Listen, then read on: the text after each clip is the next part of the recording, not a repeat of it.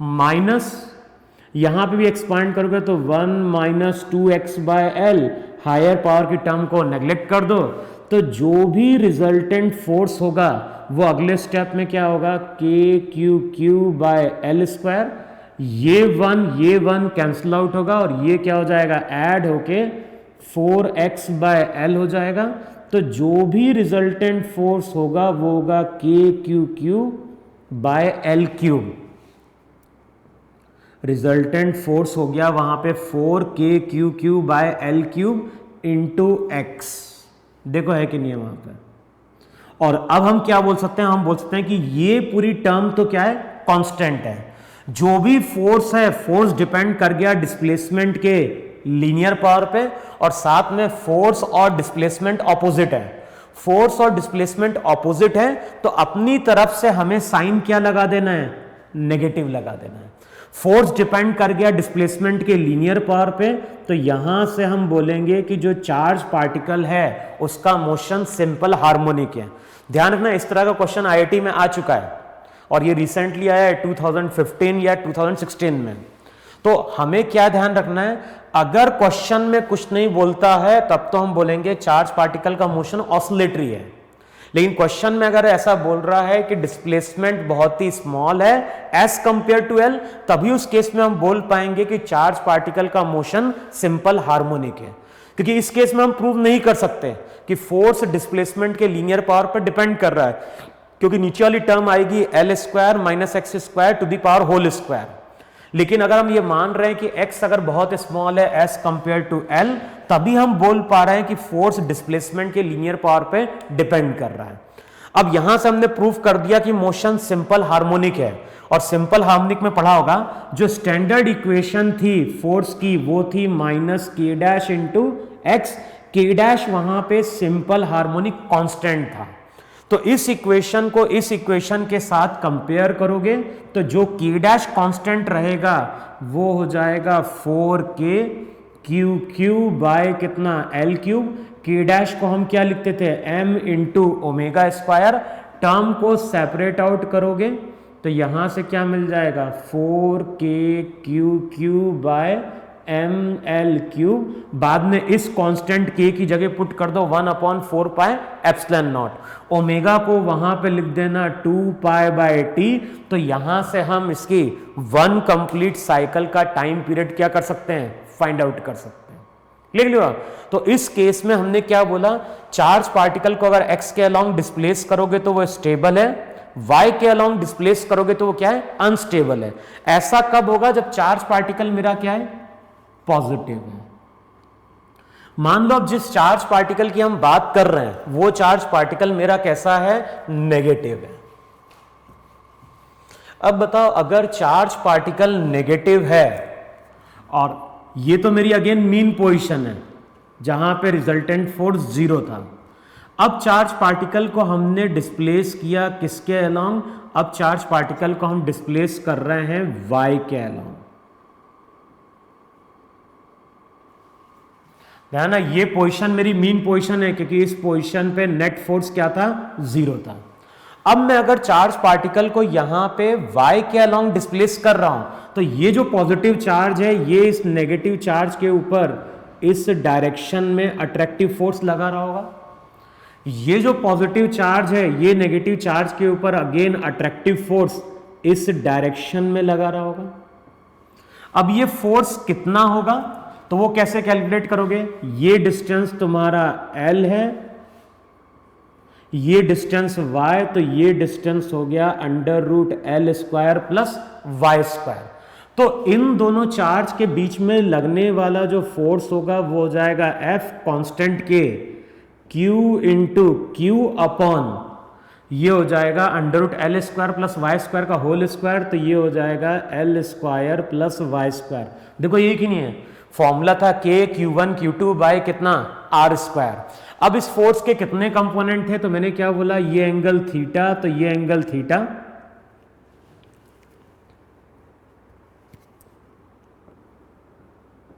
अब चेक करो यहां पे कौन सा एंगल थीटा हो जाएगा, ये एंगल थीटा, तो ये भी थीटा, ये भी थीटा। इस फोर्स का एक कंपोनेंट तो इस डायरेक्शन में आएगा एफ कॉस थीटा, इसका भी एक कंपोनेंट इस डायरेक्शन में क्या आ गया, एफ कॉस थीटा आ गया। तो इसका एफ कॉस थीटा इसके एफ कॉस थीटा को बैलेंस कर देगा, लेकिन इस फोर्स का यहां पे एक y कंपोनेंट नीचे की ओर होगा, इसका भी नीचे की ओर होगा। तो जो रिजल्टेंट फोर्स आएगा वो आएगा वहां पे 2f sine theta. Value put कर दो यहां पे, तो रिजल्टेंट फोर्स हो जाएगा 2f की जगह K Q Q upon L square plus Y square. Sine theta अगर चेक करोगे तो साइन थीटा होता है परपेंडिकुलर अपॉन हाइपोटेनियस, तो ये हो गया L square plus Y square. तो जो भी रिजल्टेंट फोर्स होगा वो हो जाएगा 2kq into Y upon L square plus Y square to the power 3/2। अब चेक करो यहां पे जो भी चार्ज पार्टिकल है उसको हमने डिस्प्लेस कहां किया है, चार्ज पार्टिकल को हमने डिस्प्लेस किया है नीचे की ओर। रिजल्टेंट फोर्स चार्ज पार्टिकल को हमने डिस्प्लेस किया है ऊपर की ओर, रिजल्टेंट फोर्स कहां बन रहा है, नीचे की ओर। तो फर्स्ट कंडीशन मेरी सेटिस्फाई हुई कि फोर्स और डिस्प्लेसमेंट यहां पे कैसे हैं, ऑपोजिट है। अब देखो फोर्स और डिस्प्लेसमेंट तो ऑपोजिट हैं, लेकिन फोर्स क्या डिस्प्लेसमेंट के लीनियर पावर पर डिपेंड कर रहा है, नहीं। ऊपर अगर y है तो नीचे वाली टर्म है L square plus Y square to the power क्या हो गया 3/2। तो यहां से हम क्या बोलेंगे, एक बार अगर हमने पार्टिकल को डिस्प्लेस करके छोड़ा तो पार्टिकल की टेंडेंसी तो वापस आने की है। तो इस केस में भी पार्टिकल इस तरह से क्या करेगा, टू एंड फ्रो मूव करेगा, लेकिन उसका जो मोशन होगा वो मोशन अगेन ऑसिलेटरी होगा। तो अगर मैं तुमसे पूछता हूं कि इस केस में चार्ज पार्टिकल का मोशन कैसा है, तो हम बोलेंगे y के अलोंग ये स्टेबल है। और अगर कुछ नहीं बोलेगा तो हम बोलेंगे ये मोशन कैसा है, ऑसिलेटरी है। लेकिन अगर क्वेश्चन में ऐसा बोल दिया जाए कि L की वैल्यू बहुत लार्ज है एज कंपेयर टू y, तो ये जो इक्वेशन रहेगी L square plus Y square वो अप्रोक्सीमेटली क्या बन गई, एल स्क्वायर। तो रिजल्टेंट फोर्स जो रहेगा वो होगा 2kq इंटू वाई। अब L square plus Y square ये क्या बन गया, L square to the power 3/2। तो ये हो जाएगा एल क्यूब, ये पूरी टर्म कांस्टेंट। फोर्स और डिस्प्लेसमेंट ऑपोजिट, साइन लगा दो, नेगेटिव फोर्स डिपेंड कर गया डिस्प्लेसमेंट के लीनियर पावर पे। तो यहां से हम बोलेंगे कि चार्ज जो पार्टिकल है उसका मोशन अब क्या है, सिंपल हार्मोनिक है। अगेन अब कंपेयर कर दो सिंपल हार्मोनिक की इक्वेशन से। इक्वेशन थी सिंपल हार्मोनिक की माइनस के डैश इंटू एक्स, एक्स वहां पे डिस्प्लेसमेंट था, यहां पे डिस्प्लेसमेंट y है। कंपेयर करोगे तो k डैश कांस्टेंट आएगा 2kq by L cube. k dash को लिखो वहां पे m ओमेगा स्क्वायर। टर्म को सेपरेट आउट करोगे तो यहां से ओमेगा मिलेगा और ओमेगा से क्या मिल जाएगा, टाइम पीरियड, क्योंकि ओमेगा को हम लोग क्या बोलते थे, 2π/t। तो अगर कुछ नहीं बोल रहा है तब तो हम बोलेंगे y एक्सिस के अलोंग इक्विलिब्रियम स्टेबल है, डिस्प्लेस करोगे तो मोशन ऑसिलेटरी है। लेकिन अगर ऐसा बोल रहा है कि इसको हम स्मॉल अमाउंट से डिस्प्लेस करके छोड़ रहे हैं तब तो मोशन सिंपल हार्मोनिक होगा। और ये जो इक्वेशन रहेगी ये इक्वेशन यहां पे इसका टाइम पीरियड दे देगी।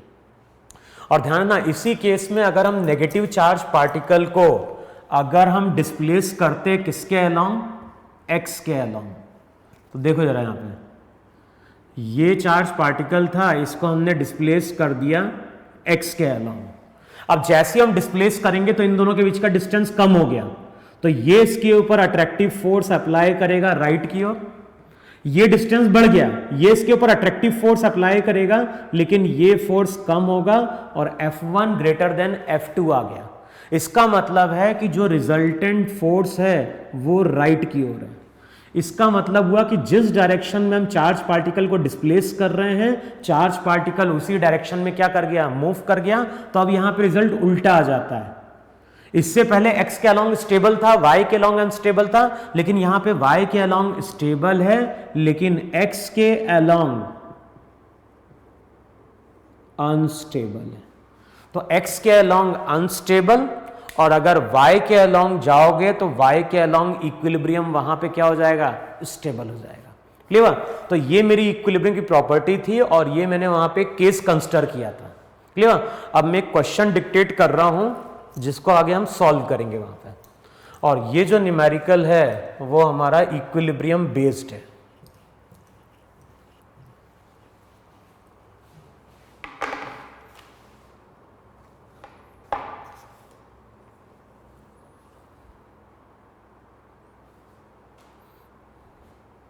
अब देखो जो क्वेश्चन में है, क्वेश्चन में क्या बोल रहा है, क्वेश्चन में बोल रहा है find out mass of charge Q so that it remains in equilibrium for the configuration as shown in figure. तो देखो क्वेश्चन में क्या बोल रहा है, क्वेश्चन में बोल रहा है यहां पे इस तरह से एक स्क्वायर प्लेन है,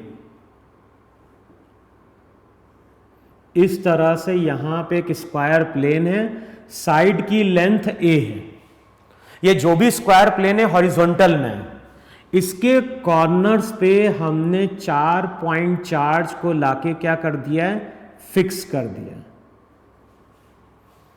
तो ये जो स्क्वायर प्लेन है इसके 4 कॉर्नर पे हमने पॉइंट चार्ज को लाके फिक्स किया।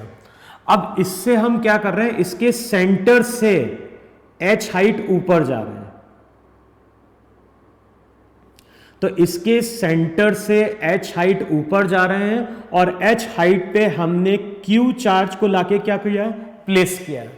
लेकिन जब इस Q चार्ज को हमने लाके यहां प्लेस किया है तो ये Q चार्ज रेस्ट में है, रेस्ट का मतलब बॉडी इक्विलिब्रियम, इक्विलिब्रियम का मतलब हो गया कि बॉडी पे नेट फोर्स क्या है, जीरो है।